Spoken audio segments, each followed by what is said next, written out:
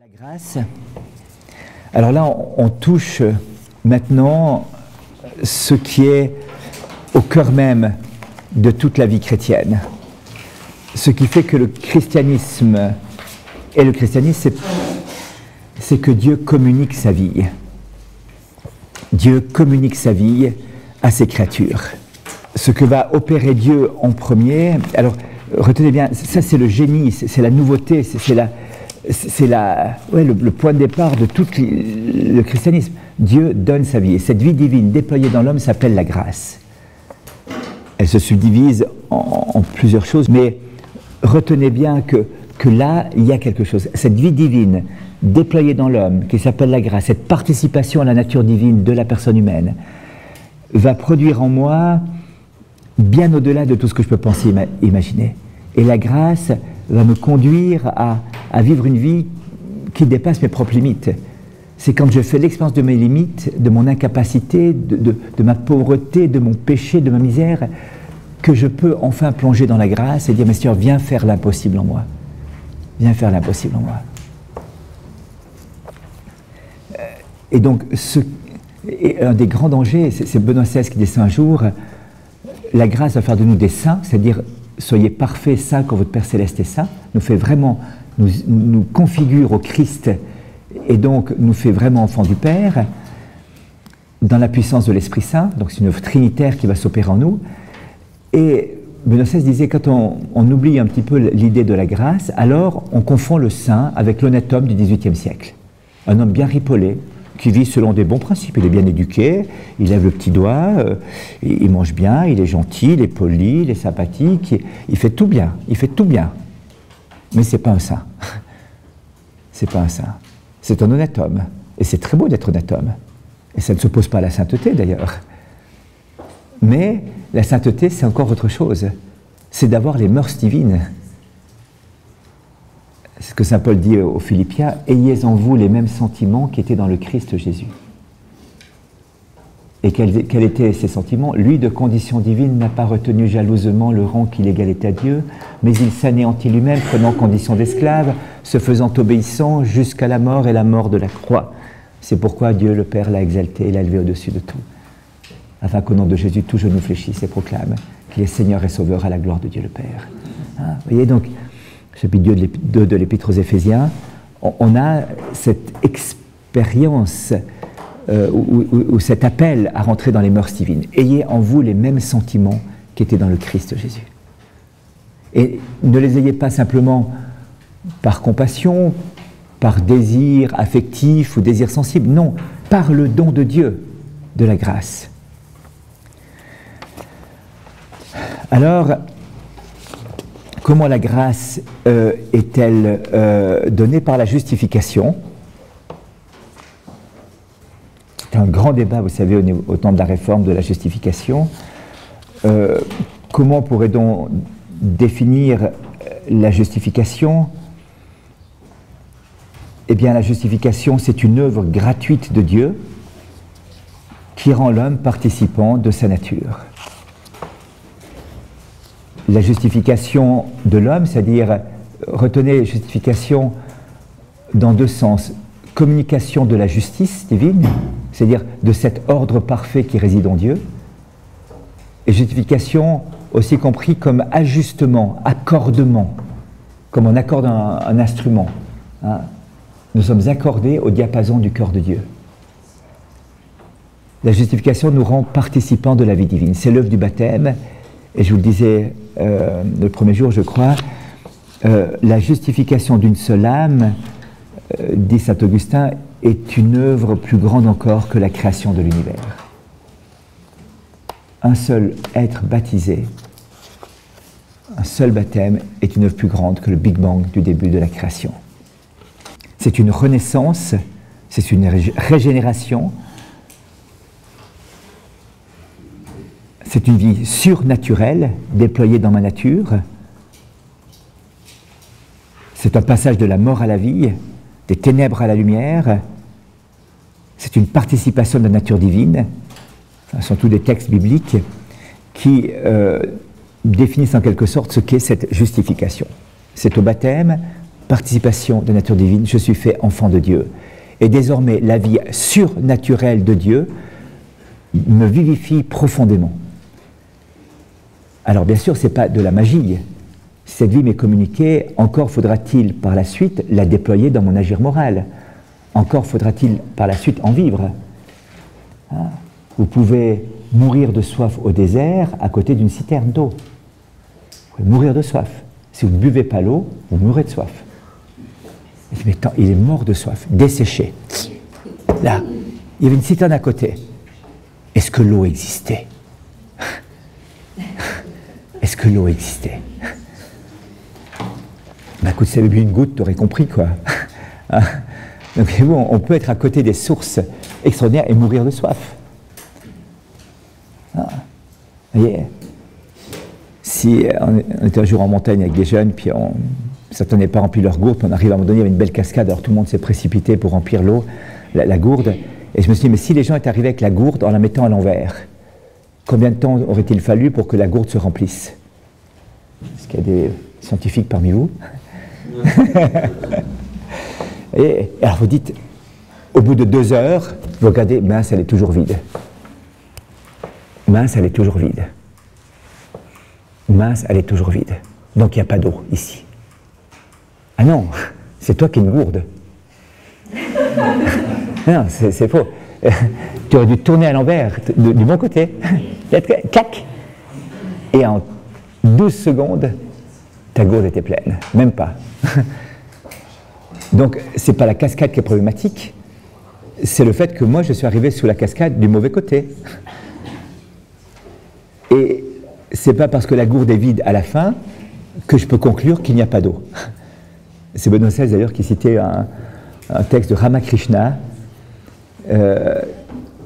en commentant la parabole du Christ sur les perles, en disant, si vous êtes un chercheur de perles et que vous plongez dans la mer, une fois et que vous ne trouvez pas de perles, remontez à la surface et replongez une deuxième fois.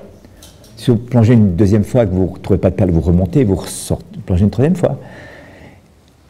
Et ainsi de suite. Et si vous avez plongé 100 fois et que vous n'avez pas trouvé de perles, ne concluez pas qu'il n'y a pas de perles au fond de la mer. Concluez seulement que vous n'avez pas encore trouvé la perle. Ce que vous voulez dire, mais cherchez encore, cherchez encore. Ne dites pas parce que vous avez cherché 100 fois et que vous n'avez pas trouvé qu'il n'y a pas de perles.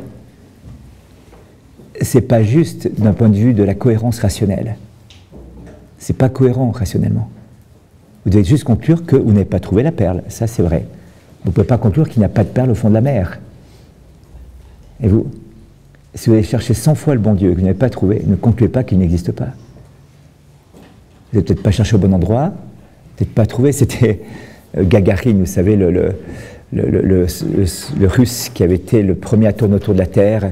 Comme ça, il a tourné 100 et quelques fois autour de la Terre, en orbite, avec le premier homme qui était sorti dans l'espace extraterrestre. Et puis, quelqu'un avait dit, il n'a pas eu de chance, le pauvre, il est retombé en Union soviétique. Pas de chance. Et puis alors, il est revenu sur Terre et il a dit, Dieu n'existe pas, je ne l'ai pas rencontré. Alors, il avait dit ça à la télévision, alors ça fait le tour de la planète, et un petit enfant avait dit, il n'a pas été assez loin. et peut-être pas assez loin, pas où l'on croit, pas où l'on croit. Il y a un proverbe, enfin une histoire hindoue, un conte hindou qui dit qu'un jour, des démons avaient volé Dieu. Et ils voulaient cacher Dieu quelque part, disant, kidnapping de Dieu. Et alors ils ont dit, mais où est-ce qu'on pourrait le cacher? Puis on dit, on va le cacher sur la Lune. Comme ça, les hommes, ils ne trouveront pas. Ouais, super. Puis il dit, mais attends, réfléchis un petit peu. Tu as vu les hommes, ils cherchent tout. Un jour, ils iront sur la Lune, ils vont le trouver. Ah ouais, tu as raison, mince. Bon, mettons-le au fond de l'océan. Ouais, ok, génial, super, tout au fond, la fosse des Mariannes, ok. Mais non, un jour, ils iront avec un sous-marin, je te jure qu'ils vont le trouver. Puis ils réfléchissent, ah, j'ai trouvé. On va le mettre au fond de leur cœur. Là, ils n'iront pas le chercher. Ouais, ok. Alors, si la leçon est peut-être juste, la façon dont ça s'est fait est fausse, puisque c'est Dieu lui-même qui a choisi d'habiter au cœur de l'homme. Mon Père et moi, nous viendrons en lui, nous habiterons en lui, et nous ferons des délices. C'est le texte de l'Apocalypse dans l'église à Laodicée, la lettre à l'église à Laodicée. nous habiterons au fond de lui. Nous ferons nos délices d'habiter dans le cœur de l'homme. Voilà mon délice. Encore faut-il faire ce voyage de la tête au cœur. C'est Mère Teresa qui nous disait que le plus long voyage qu'il fallait faire dans notre vie, ce n'était pas de tourner autour de la terre, c'est de voyager de la tête au cœur. Non pas pour opposer la tête et le cœur, mais pour unifier l'être humain. Autrement, on est enfermé dans nos idées. Et le crâne, en hébreu, se dit Golgotha, le lieu où Dieu meurt. Et Dieu est le Dieu de la vie. Dans toutes les traditions hébraïques, bibliques, le cœur est le lieu le centre de gravitation de l'être humain, pas de l'émotion, comme nous on le pense dans notre culture occidentale, de l'intelligence, de la volonté, des grandes aspirations, du désir de Dieu. C'est tout ça, le cœur biblique. Le cœur dans la tradition juive. C'est tout ce qui fait que l'homme est vraiment homme et spécifiquement humain. Donc c'est son âme spirituelle, mais aussi assumant ses émotions et tout son être, voyez. Voilà, donc la justification va faire de l'être humain un enfant de Dieu, va me communiquer la vie divine. Ça, c'est l'action de Dieu qui se produit, justification. Quel va être l'état ensuite de justification? Eh bien, c'est ce que vous voyez au chiffre 6.2, la grâce sanctifiante. Par le fait de me justifier, c'est-à-dire de me donner sa vie, Dieu met en moi ce qu'on appelle la grâce sanctifiante, qu'on appelle aussi grâce habituelle. Non pas habituelle parce que je m'y habitue, mais parce qu'elle habite en moi. Cette grâce sanctifiante est donc un don surnaturel de Dieu qui me met dans un état durable de communion avec Dieu. Donc c'est la vie même de Dieu déposée en moi, et c'est ce que nous avions perdu au péché originel. Vous vous souvenez, on avait vu ça, hein? On avait perdu cette vie divine en moi, cette vie surnaturelle. Elle nous est restituée par le don de cette grâce qui est créée en nous par Dieu. Dieu étant la grâce incréée, si vous voulez, il est l'auteur même de la grâce, et c'est donc cela que l'on va recevoir. Alors, quels vont être les effets de la grâce sanctifiante? Eh bien, comme son nom l'indique, le premier point, c'est la sanctification de l'âme. Saint Paul dit, vous êtes purifiés, vous êtes sanctifiés, vous avez été justifiés par le nom du Seigneur Jésus-Christ et par l'Esprit de notre Dieu.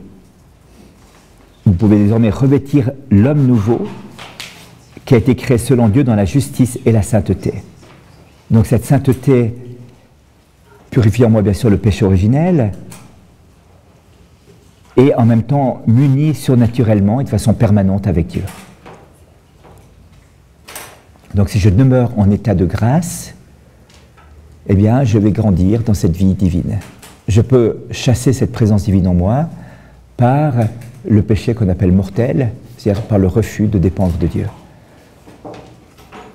Deuxième aspect, la grâce sanctifiante confère à l'âme une beauté surnaturelle, rayonnement de la gloire de Dieu, dit l'Épître aux Hébreux au chapitre 1, verset 3. Empreinte de sa substance.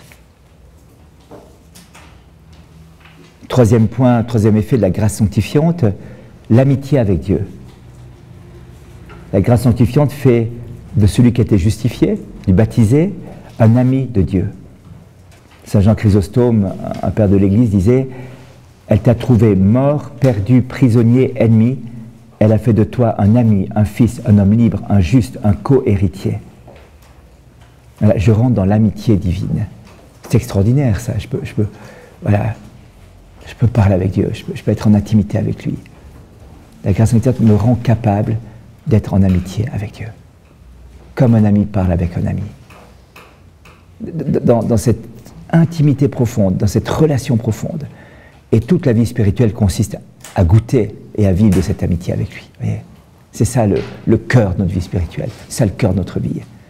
Ça, le cœur de notre vie chrétienne. Vivre en amitié avec Dieu.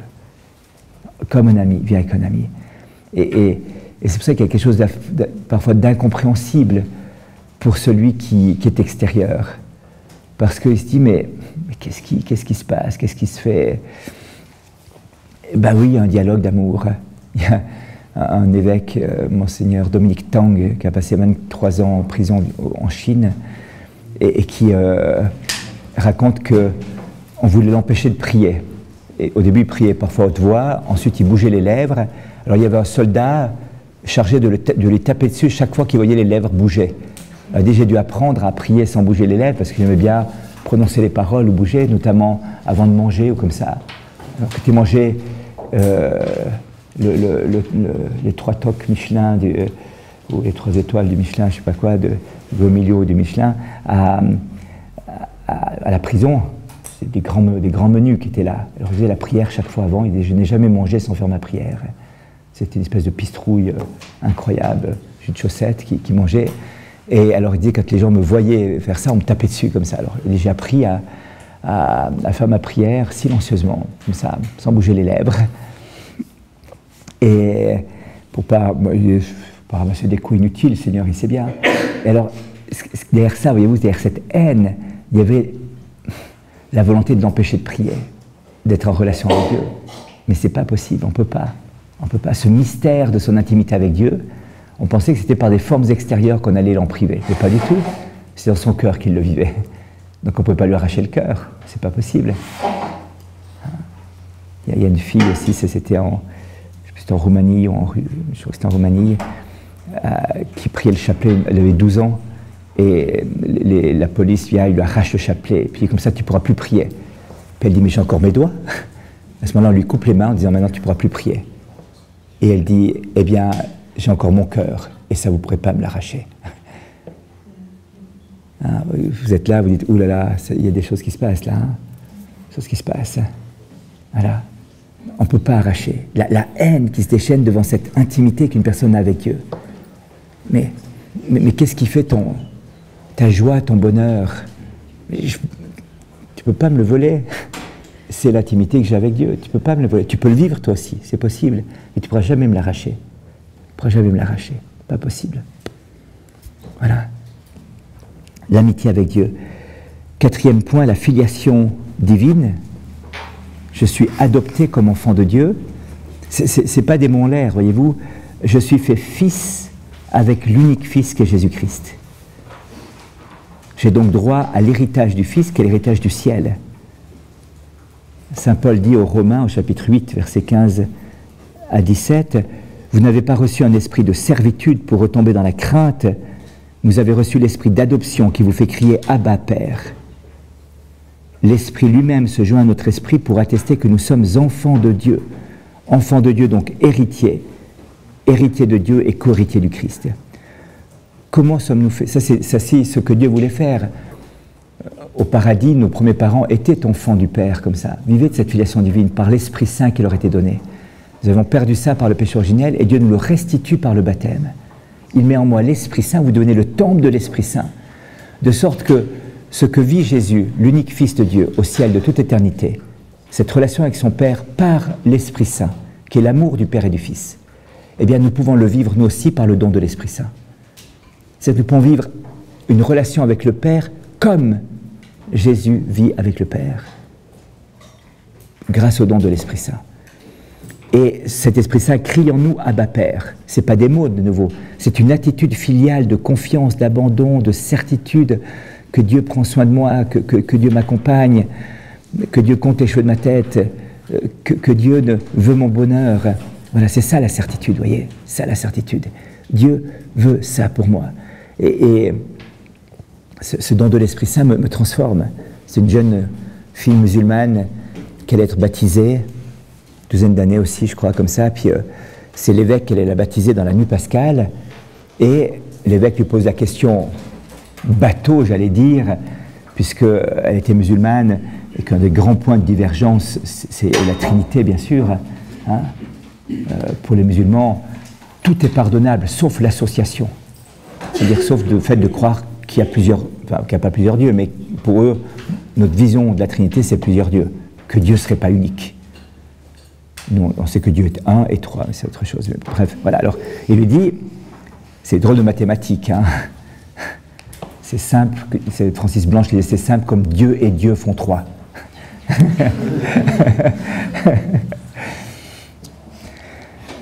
Donc, il dit, qu'est-ce que la Trinité? Et la fille fait... Alors, l'évêque regarde furieusement le prêtre qui a préparé la fille au baptême en disant, mon vieux, c'est pas brillant ton histoire. Hein. Il dit, mais revenons plus en arrière, Dieu c'est qui pour toi? Ah, dit la jeune fille, jusqu'à maintenant je l'appelais Allah, après je l'appellerai papa. Ah oui, et pourquoi? Parce qu'après mon baptême, je serai kiff-kiff avec Jésus. Et comme Jésus appelle son Dieu papa, moi aussi je pourrais l'appeler papa. Ah, dit l'évêque, on a le papa, on a kiff-kiff avec Jésus, on a déjà deux. Alors il dit, et qu'est-ce qui se passe encore à ton baptême? À mon baptême, je vais rentrer dans l'église, la famille des enfants de Dieu, je vais recevoir l'Esprit Saint qui me fera de moi un enfant de Dieu et qui me fera entrer dans la famille des enfants de Dieu qui s'appelle l'église. Oh, dit l'évêque, c'est bon, on a kiff-kiff avec Jésus, on a le papa, on a l'Esprit qui fait rentrer, ok, on a les trois, on les a récupérés. C'est bon, on peut y aller. Je te baptise au nom du Père et du Fils et du Saint-Esprit, Amen.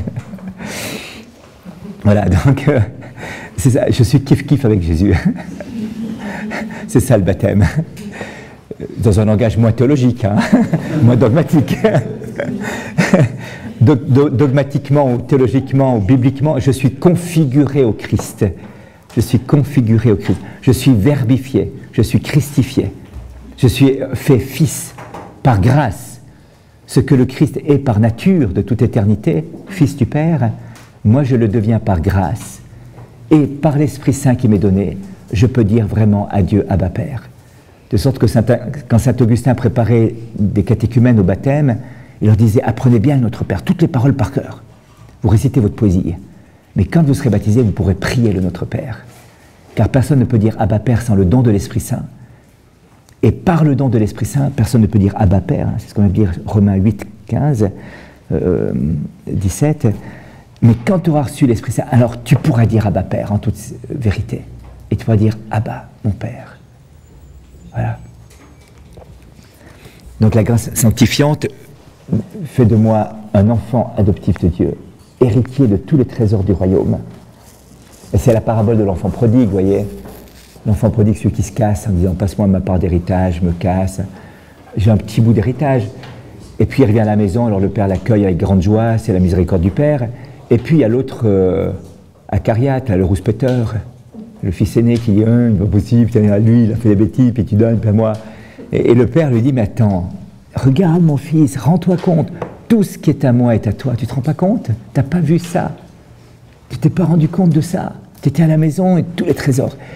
Et ça, parfois, vous savez, ça peut toucher les chrétiens, ça, quand tu es catholique pratiquant, comme ça, puis quand tu vois un converti qui est heureux, qui voit quelqu'un qui revient, qui est heureux, il dit oh, « ouais, c'est injuste, c'est pas possible ».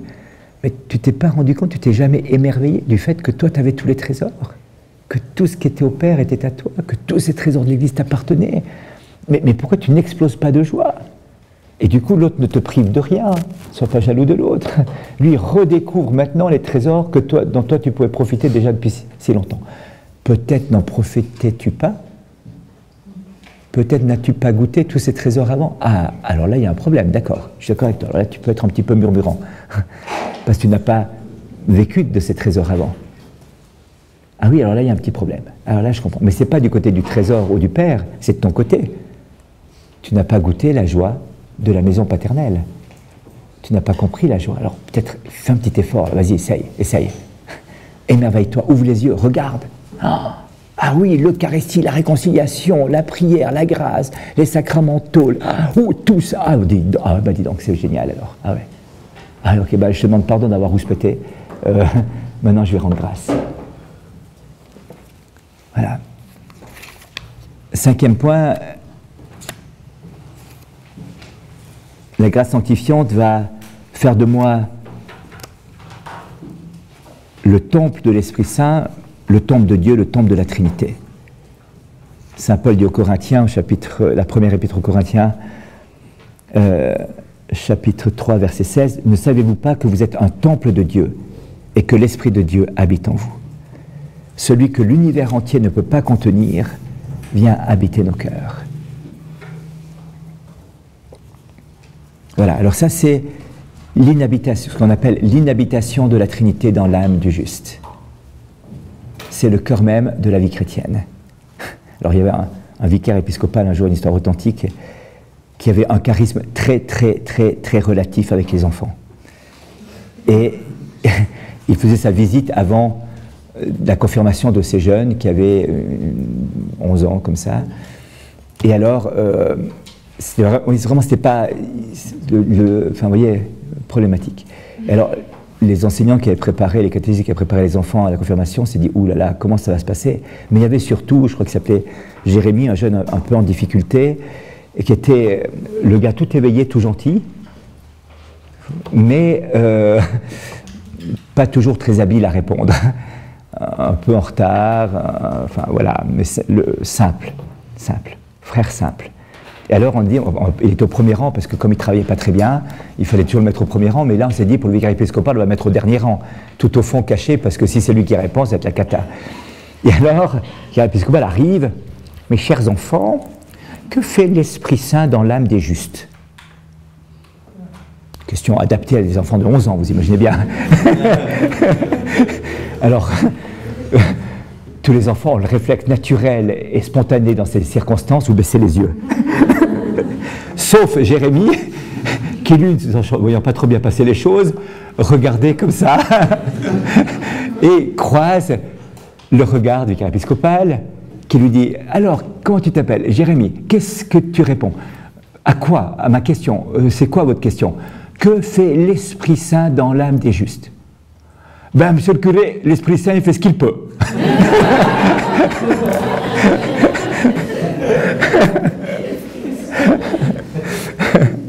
Et c'est vrai. Il aimerait faire beaucoup, mais des fois, il fait ce qu'il peut dans la mesure où il peut tout, mais il fait que ce qu'on peut lui laisse faire, vous voyez. Il peut tout. Donc, il n'y a pas de limite du côté de sa puissance pour ma sanctification. Il y a des limites du côté de ma capacité à accueillir la grâce qu'il veut déployer en moi. Et parfois, on est un peu comme Lazare à la sortie du tombeau, vous savez. On est bien vivant, revivifié par la grâce de Dieu, mais entouré de bandelettes. C'est pas très confortable pour bouger, vous savez. C'est des bandelettes comme ça. Voilà. Donc, l'Esprit Saint doit venir déployer en moi cette vie divine, voyez-vous. Me redonner la liberté des enfants de Dieu. Me restituer dans la liberté des enfants de Dieu. Que je puisse enfin vivre comme un enfant de Dieu.